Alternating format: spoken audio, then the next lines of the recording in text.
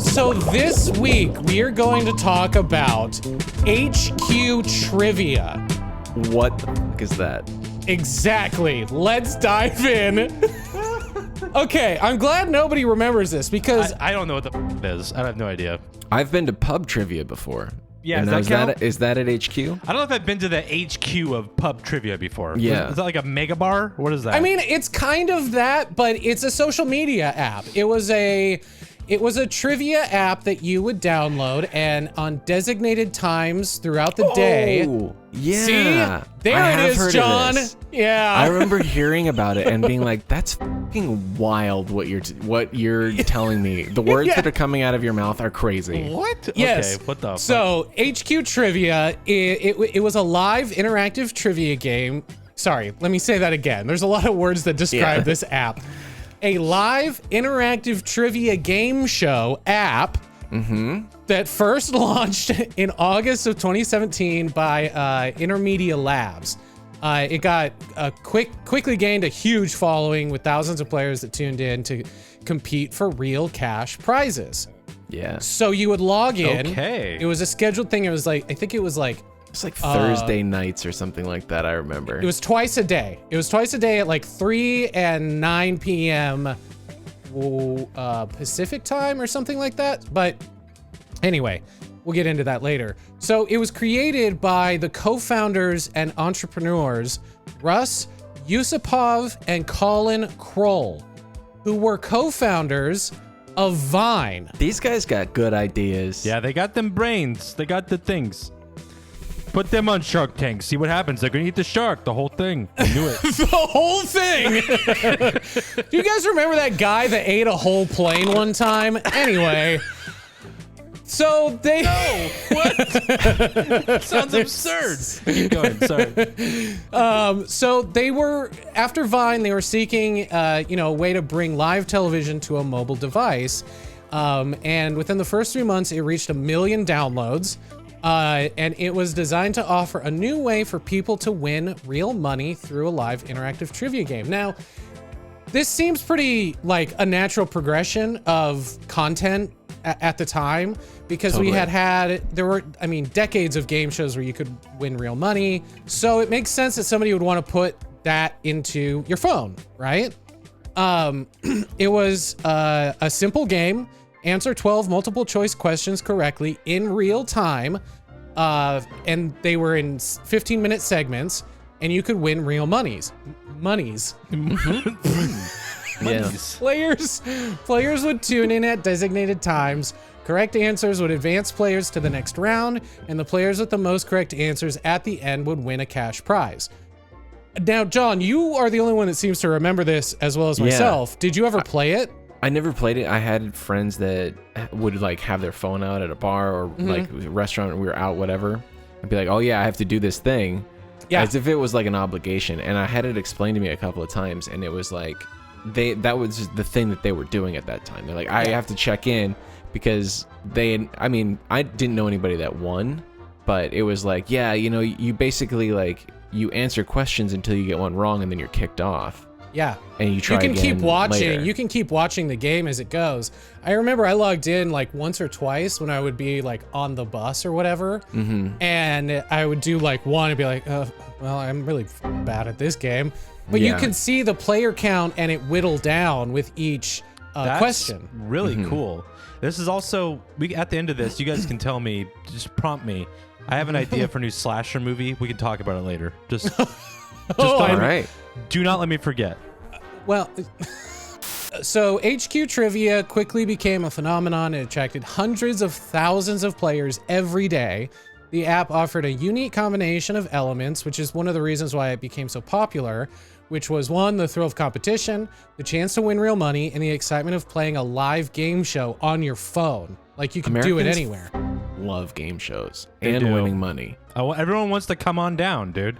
Everybody wants to come on down. Yeah, Bob Barker really did ruin lives and set expectations way too high for young kids home on a sick day. So, the popularity quickly grew. By December of 2017, the app had over 1 million players and eventually had guest stars like The Rock who gave away $300,000 during his hosting. Oh, this is Fred and Ben Savage right here. Randy Macho Man Savage. Ooh, yeah. So the other thing too here is that they had real people like basically live streaming as the host. So you would have a real host that would introduce each question and do like a show. It was a 15-minute show, but it wasn't like The Price is Right where it was like 30 or 45 minutes or however long those episodes were. It was like 15 minutes. They're in there. They're excited. Like, here's our next question, guys. Get ready. Ooh, yeah. And you're on the bus like, woo. Very Vegas slot machine energy. Yes. It felt very corny, if I remember it correctly. When this game was in its heyday, people would gather in their homes and do HQ trivia parties. With all you would do a game night. The company received investment from venture capital firms such as the Founders Fund in San Francisco, which is a venture capital firm that was founded in 2005 by Peter. I don't know if I'm gonna say his last name right. Thiel, Ken Howery, Luke Nosek, and Sean Parker. Does the name Sean Parker ring a bell? It does. That's the Napster dude. Yes, that's the Napster guy. So these were all... And then Facebook. So these were all Silicon Valley like tech dudes, tech moguls. The hoodie elite. Yeah. So, the Patagonia pals. So basically the Founders Fund focused on investing in early stage tech companies like this. So the company eventually started to hire hosts who would rotate. So they would have multiple different hosts for each show. You call them a Quibi. That's what you call them. Oh, right. I'm sorry, John. That's correct. It's a Quibi. So they hired a bunch of different hosts for their Quibbies. But eventually one guy sort of became the face of HQ. His name was Scott Rogowski. I am the Semitic Sajak, the Trap Trebek. He was like a comedian and television host, and he became sort of a beloved figure among the players and recognizable, so much so that he gained the moniker of Quiz Daddy. Oh, that's I like fun. him as QD. That's good. With all that being said, the whole reason that I'm doing this is because the TikTok I saw was from one of the very original hosts. Her name was Sarah Pribis, who hosted HQ during its beta before it was like fully released and as big as it was. She had some things to say about the company's practices, which is what the majority of this episode is going to be about. Okay. The reason she posted it and the reason I got this TikTok is because in about a month, there is an entire CNN documentary coming out about HQ trivia. So we're getting ahead of that shit, baby. This is an inside scoop, baby. Oh. Right, that SEO, guys. Just for personal gain. It eventually ended up having some primetime television slots, and several networks aired special editions of the show for special events. So it did branch out beyond just your phone. The controversial practices that I mentioned. Right. Yes. I forgot why we were here. Yeah. This isn't just fun and games. We're here. I thought it was gonna be sweet cat. An opportunity to win sweet cash. Yeah. Is this like a pyramid scheme? What are you doing to me right now? What's going on? So despite its popularity, HQ Trivia faced a lot of controversies. One of the biggest ones was the company's business model, which was based on offering in-app advertisements and sponsorships. This model was criticized by a lot of the players and industry experts who argued that the app was exploiting its users by forcing them to watch advertisements in order to play the game. This is pretty common practice even still today, though. Did you have to skip an ad to get to this YouTube video? God, I hope so. So another one of these sort of not great practices was that the way the app handled its cash prizes. In some cases, players were unable to receive their winnings because they failed to provide the necessary identification information, which led to a lot of complaints and angry outbursts and reviews from players who felt they had been cheated out of their winnings. Now, either the process was really convoluted, or they, like I said, like I noted, they didn't do it right. Right. Either way, it should have been easier for you to get paid out. Yeah. We did speak to one contestant who did win and received 36 half-used Panda Express gift cards as payment. So there was also a note inside that said, "Please help me. They're holding me in a warehouse without ventilation. So do with that what you will." yeah. Yeah. Hopefully they found them. The company also had an inability to retain its audience. As new trivia apps entered the market, players began to lose interest in HQ. The company was unable to find a way to keep them engaged. And eventually, the inability to adapt to the changing market was a major factor in its decline and was plagued with missteps and infighting, and began hemorrhaging users by mid-2018. So literally a year after it launched. This is so much more recent than I was thinking it was, too. It's like kind of wild. And for me, I was thinking that it was like yesterday. Like it feels like it was like a decade ago. I don't know. It's really bizarre. We're on that spectrum again, baby. All right, guys. So how do each of you perceive time? It's how long your beard is how soon it seems. John, with the longest beard, thinks it's soonest. Me in the middle, you furthest away. So we have a new constant. Yeah, we got it going. What a weird, oddly specific superpower. It's all facial hair based. Another one of the problems with the company was their ability to generate a consistent revenue. Despite having large... That's the top of the pile there. I think that's the big one. So that's a business. That's also kind of a through line with most of these tech companies is it's all smoke. It's like, oh, they get a massive interest from the public. So all of these investors just dump a load of money. And then a year later, they like review their books. And it's like, we've burned through all of the investor money and somehow are still in the red. Like what the fuck are you doing? It's like no one watches Parks and Rec anymore. Entertainment 720. It's like, yeah, exactly. It's textbook. It's written out right there. We built a fucking full-size Olympic pool thinking that would somehow generate revenue, guys. Get off my back, Sean Parker. Yeah, we have so many ping pong tables. God damn it. These Bengal tigers aren't going to feed themselves. No, they're going to start eating your employees. That's fine. That actually saves on costs. Yeah, that's true. All of these engineers. So, yeah, they couldn't Sorry, guys, we had another round of layoffs today. If you'll just step into the tiger room really quick.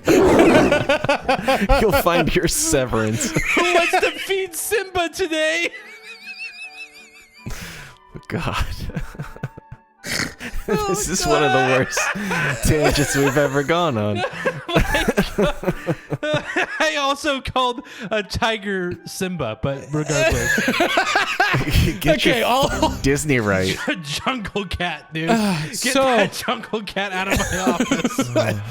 Okay, so they couldn't generate consistent revenue despite having their large following. The app struggled to monetize its audience despite shoving ads in their face.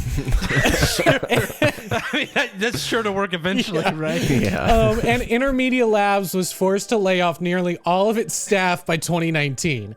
Oh my God. This is such a crash. It's insane. It's so fast. I'm so giggly from the last bit still, but it's so sad that so many people lost their jobs so quickly. Sorry, I'm laughing. There actually weren't that many employees. This wasn't like a Facebook size company. It was, I think it was under 100 people, which any amount of layoffs is bad, but it wasn't like 11,000 people or some shit. Sure.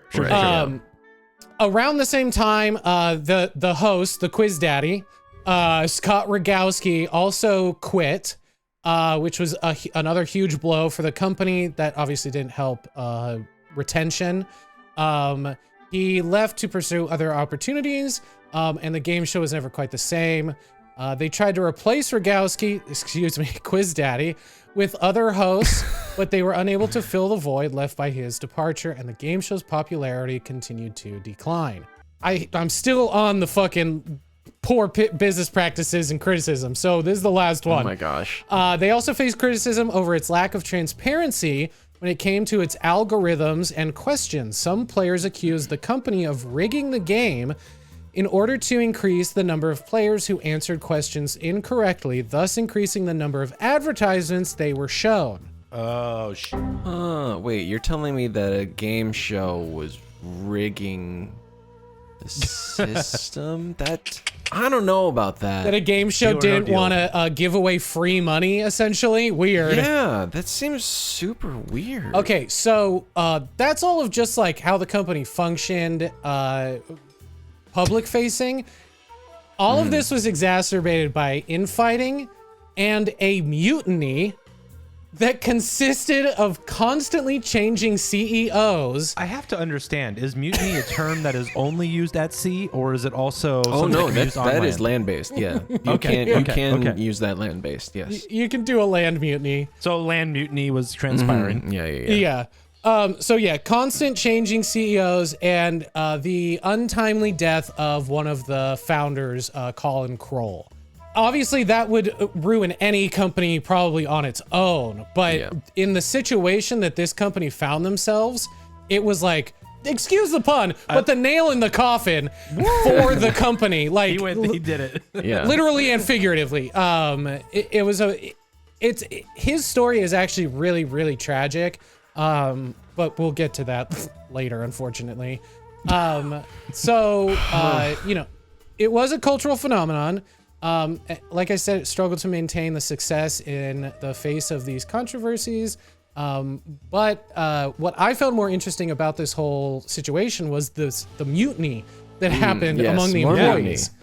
In February of 2019, one of the company's managers was talking with one of the earliest employees. These are all anonymous, by the way. None of these employees wanted to be named. Okay. A lot of this research is from quite an old article where this stuff was still kind of coming out, and all of them were like, I'm too worried about getting fired or there being retaliation from the owners. Because at the point that a lot of the following comes from, the company was still running and operational. So one of the earlier employees and a manager drafted a letter to the board asking that the co-founder Russ Yusupov be removed as CEO for the second time. Okay. And given a different role at the company. Another employee work in the kitchen now. All in all, about half of the company's 35 or so employees, including at least 2 senior leaders, agreed to sign it. The following information came from 12 of those that signed and were willing to speak with the press about this. So only about half of the people that signed were like, I'll talk to you. The letter was drafted about 6 weeks after 34-year-old co-founder Kroll was found dead in his New York apartment of an apparent drug overdose. Oh, man. So this all happened in 2019, or end of 2018, beginning of 2019. From the letter, quote, when you have an instantly successful product and you are suddenly Silicon Valley famous for the second time, and there's a lot of money involved, the ego takes off. These two got caught up in that in a really immature way, and they decided to take the other one down. So it's not only a mutiny, but it's the two co-founders who were friends, by the way. They started at Vine together. Now basically at each other's throats at this place. So this is like the people that have, like the 2 owners of Coca-Cola that have one half of the recipe each? Yes, exactly. Okay. Man. So in the letter, they added the HQ trivia is the story of, quote, all the things wrong with the tech industry today.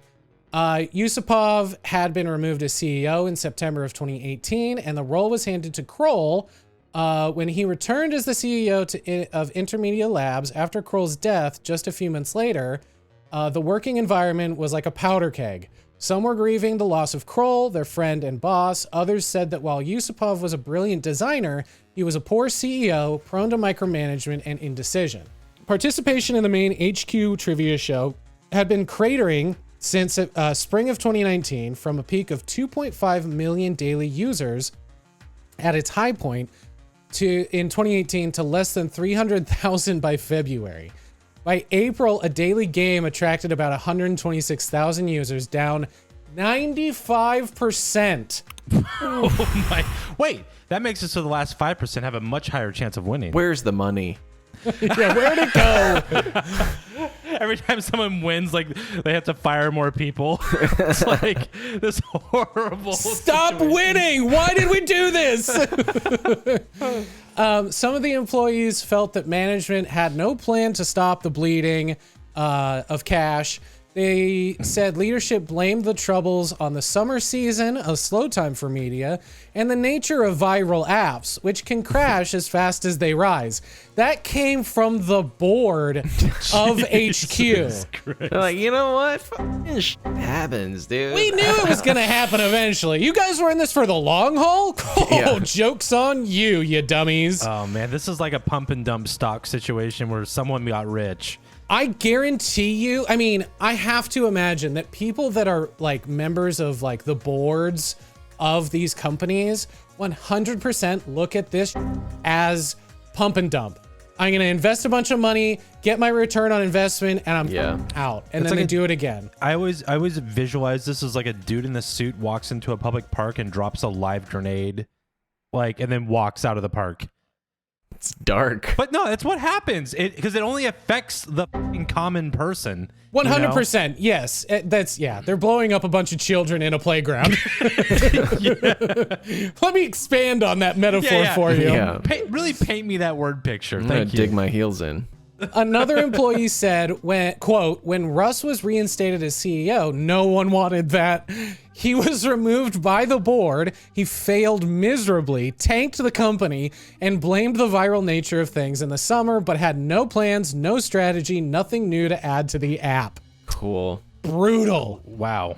Scott Rogowski, our quiz daddy, was also reportedly toxic. I'm gonna send you a photo of quiz daddy. Of his toxicity?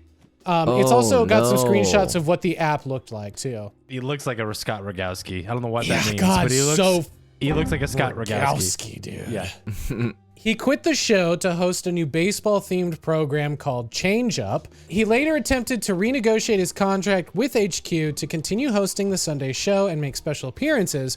But according to an insider, the executive leadership team fired him for breach of contract as his contract required him to host daily shows. So it seems like he was trying to get double pay, sort of like using his notoriety from HQ to get other side gigs. For sure. And it bit him in the ass. I wonder what he's doing now. Internally, executives stated that Rogowski was challenging to work with, and they had survey data from top players indicating that other hosts were just as likable, which is really gotta be a blow to the ego as a host. Yeah, you know what? Anyone will do.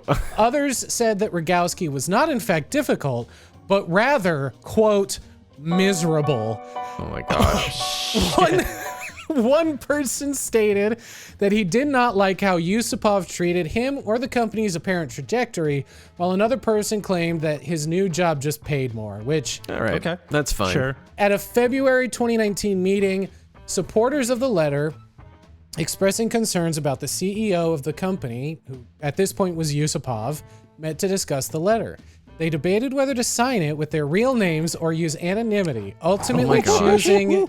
That's the sign of a successful business right there. Yeah. Ooh, Yeah. I don't want to put my name on this. Yeah.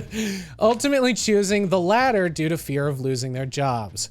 The senior manager leading the letter decided to delay its delivery until after the February 2020 board meeting in hopes that the CEO would resign without the need for the letter. After the board meeting, an investor and board member announced that Yusupov, the board member's name is Jeremy Liu. His name comes up later, so I guess I should point that out. He announced that Yusupov had agreed to resign as CEO, but would stay on as part of a 3-person executive team until a new CEO was found. He would then become the executive chairman. Now, I don't know if that's better or worse. Yeah, if you have much control as a chairman over the daily operations of a company or not. One of the early investors, which was a company called Lightspeed, agreed to provide the company with enough funding to cover the new CEO for 18 months. The letter was never sent, as word of it had spread throughout the company without it being delivered to Yusupov. So 3 employees, including an early employee and one involved in finding supporters to sign a letter against the CEO, were then fired after the CEO agreed to step down and search for a replacement. So they did exactly what they feared would happen, which is illegal. And gross. Oh, yeah, and just gross, too. You just shouldn't do it. Morally, it's bad. Let's just say it. It's gross. From an executive, quote, and this is the fact that this quote fucking exists is crazy.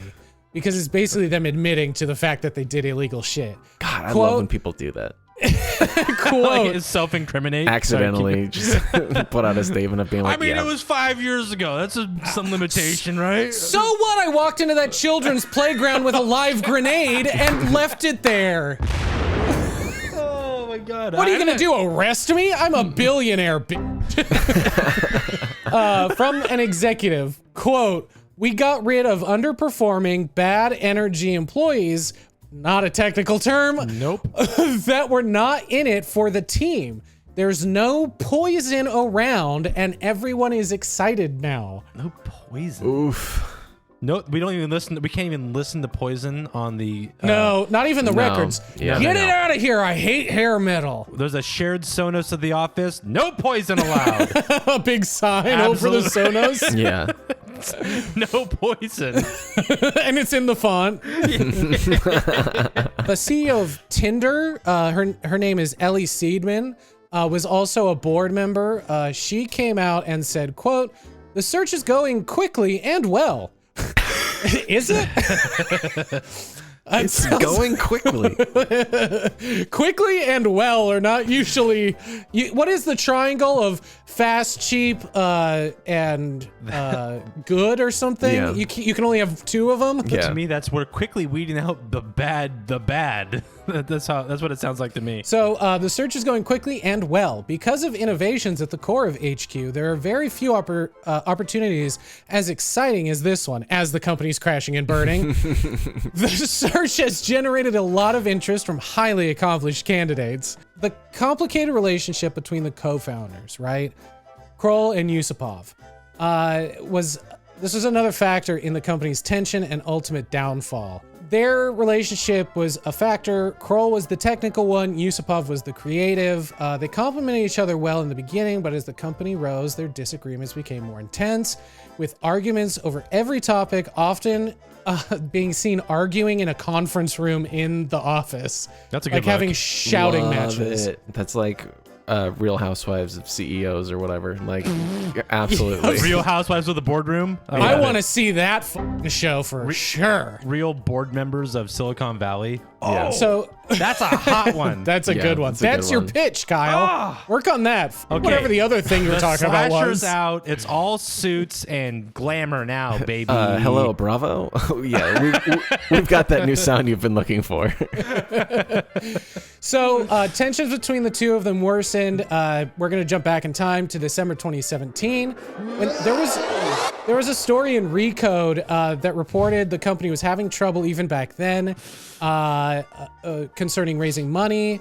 The allegations of poor management, inappropriate behavior towards women. Yikes. Some employees suspected that Yusupov was involved in the story being published at all. So Okay. that's the clash a little bit there. Literally 3 months after the company started. Unbelievable. So quickly. It's insane. So 2018, HQ Trivia faced competition from Facebook with the launch of its interactive video features and an HQ clone called Confetti.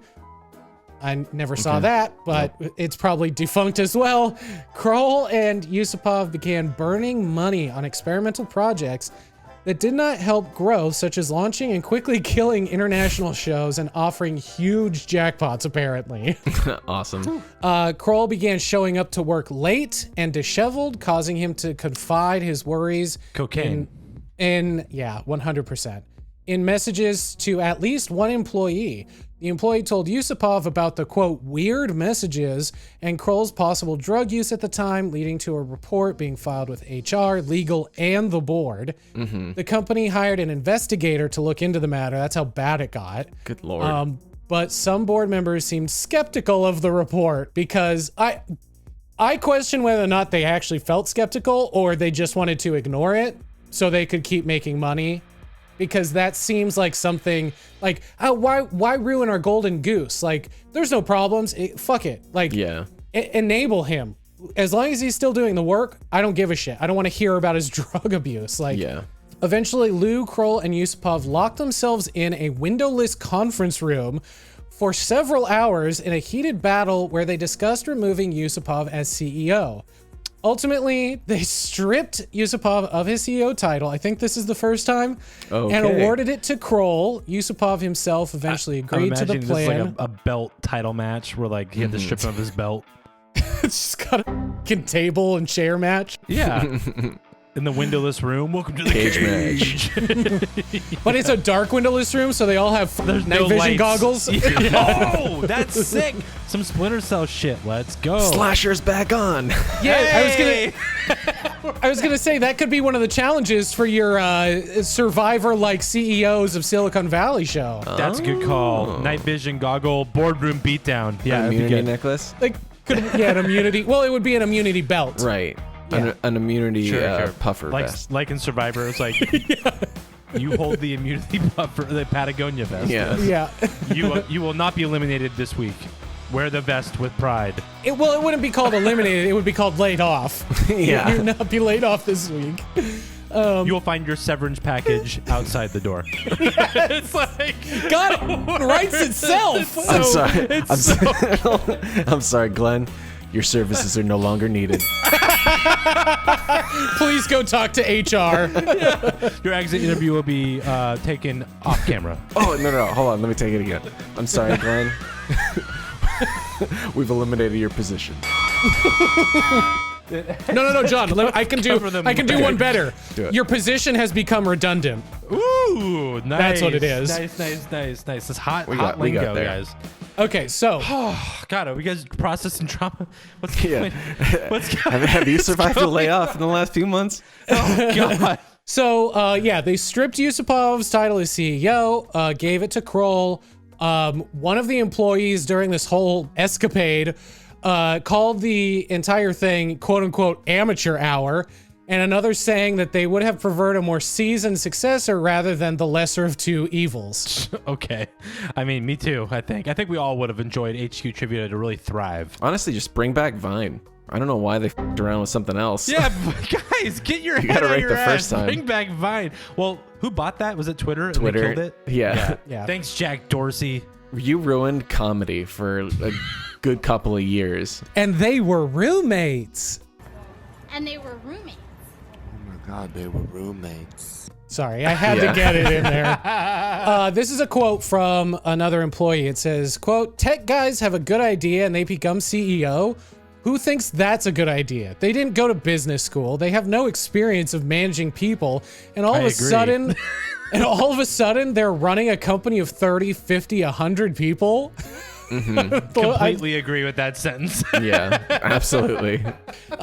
Kroll feared the allegations of his poor management and previous inappropriate behavior towards women would follow him forever. Some employees believe that these negative news stories were caused by Yusupov sabotaging Kroll. One of Kroll's confidants quit HQ after feeling like a pawn in the conflict between the two of them and having grown suspicious of Yusupov. A few days later, after they quit, is when Kroll was found dead and Yusupov became CEO again. Okay, guys, this really plays into my slasher. I'm not even kidding. This is so good. This is so good. Harlan, if we don't let him do it, he's gonna, I think, pop. Yeah, it's fine. Guys, it'll be a post-credits thing. Once we finish the episode, I'll do it. We can put it in wherever. It's fine. The comedy brain in me really wants to just like let him loose and just let him go for it, but I got show to do, dude. No, you got show, baby. I want you to run with it. I want you to. So January of 2020, the game last the game's last month of operation saw only 67,000 installs. A month later, the company announced. Wait, what was the date? January of 2020. Man. Very recently. No, but like, could you imagine how well that game would have done if it had started January 2020? Yeah. Oh my God. 100%. I would have been doing it. I would have for sure been doing it. So by February of 2020, the company announced that it was shutting down, with Yusupov sending a company-wide email telling employees that HQ would shut down, citing financial difficulties and a lack of funding as the main reasons for its closure. Several previous employees, however, cited, quote, a toxic work environment and a culture of mismanagement. Right, little column A, little column B. So, as I was doing this research, I also found, multiple articles talking about the app's final show. Like the last waltz. Yes, presenters Matt Richards and Anna Roisman drank alcohol during the final broadcast, which they kind of did even before this, but they got blackout drunk, and it's on YouTube, and you can watch the entire, I think it's 30 minutes, 30-minute show of them with a giant bottle of champagne. Getting ripped. I know. Not gonna lie, this sucks. I'm gonna let a broom host. Bye. Some gift drops tonight, but they don't mean shit. They probably won't work. Read that. Russ is an AI personality for viral marketing campaign we created. 2010, Taco Bell launched a national petition for the return of what? Mixtapes, rotary phones, or $2 bills? I still got it. $2 bills. That's the f***ing answer. That's the answer. It's fun. I've never burped like this. Yeah, it's awful. You chose the worst game to have that problem. Champagne. Had a cameo, a spinoff? That question seemed a little strange. Someone hire me! I'm talented! Final question. How did my $5 actually, that's the price. And it's coming out of my own pocket. So. Can we see it? My wallet's over there. Could happen. We're gonna blow each other up. With dynamite! Okay, time to sing goodbye. They didn't hold back their feelings either about the app closing. Quote, this is from the video. Why are we shutting down? I don't know. Ask our investors. What am I gonna do with my fish tank? I think our investors ran out of money. Someone hire me. I'm talented. Like, what am I gonna do with my fish tank? So they were giving shots of tequila to each other. They opened a giant bottle of champagne. You know what? If you know you're going down, I would do it too. Well, the champagne was being saved for when they reached 3 million players. Oh, they just said, F it. Who cares? The last 2 weeks. So over the course of the show's existence, they gave away over $6 million. However, the final show, they gave away a measly... Anybody want to give a guess? $6,000. $8. Kyle is closest, even though he went over. It was what? It was $5. Now, also, you have to understand that the way the game, the way the game worked is, it was basically a pot of money. So there would be multiple winners, or hundreds or thousands of winners. So the money would be split among all of those people. In the final show, that $5 was split between 523 people. That's awesome. That's like a class action lawsuit. So, you did it. You served justice to Meta Facebook. Here's your 0.03. I think it would be cents. 1 cent, roughly. Yeah. It's like, so after it shut down, Quiz Daddy, I feel weird calling him that now, actually. No, it's fine. Just keep rolling with it. It's okay. He went on Twitter, on a Twitter rant, one day after the CEO, Yusupov, announced the company would shut down, saying, quote, HQ didn't die of natural causes. It was poisoned with a lethal cocktail of incompetence, arrogance, short-sightedness, and sociopathic delusion. Saddened to see it finally succumb. Sadder still for the good and talented staff abruptly left in the lurch after being gaslit and lied to. There are signs in the office that say, no poison. Yeah. We said it. Yeah. Here we go. Here we are. There was no sign for sociopathic delusion, unfortunately, though. So that ran that one. Yeah, It's like A perfect amount of space for underneath the no poison sign. They just didn't have the foresight. Yeah. Yeah, they just didn't do it. So the final thing here, there's a quote by Katie Williams, who is a mobile insight strategist at Sensor Tower, who says about this whole company and what sort of preceded is, it was a novel idea that stoked instant popularity upon launch for the way it bridged old school trivia television shows and the instant gratification of earning prize money over the internet. Its attempt to enter the arena of user-generated content may have come too late, but then content creators had already established themselves on apps like TikTok. Nevertheless, HQ Trivia spawned a number of competitors that never managed to equal or surpass its success. And of which I don't think even, like, there's no game or app like this that exists today. Hey everybody, Harland here. I'm currently editing the video, or I did edit the video, and then I saw the news this morning that TikTok has implemented their own, basically, HQ Trivia show. From February 22nd to February 26th. They're going to do a live stream with creator James Henry, where they're going to give away $500,000 in money. Again, pooled and split between the winners. So everything I just said, TikTok is on it. They're doing it. They're making a quiz show, and you can go play it and register right now.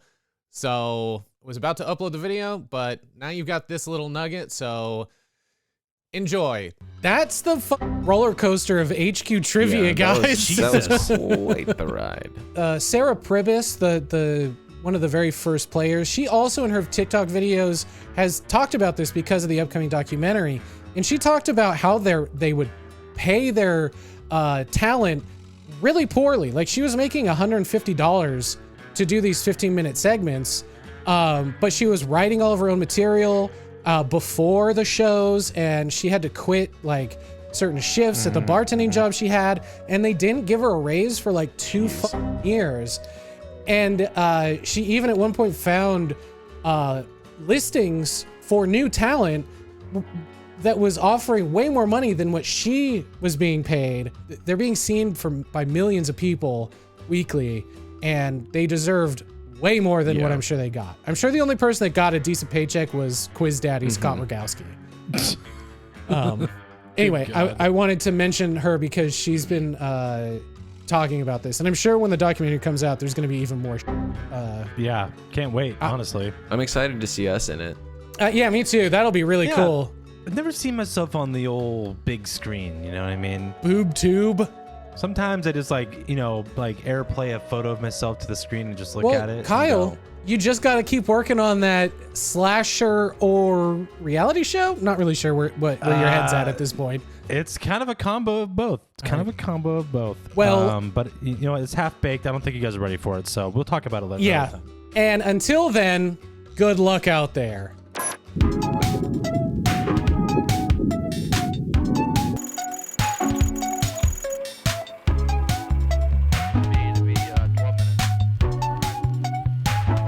And everyone wanted to know which president was the true throat goat. And okay, I do remember this. And they are all some sort of eldritch monsters of yore, right?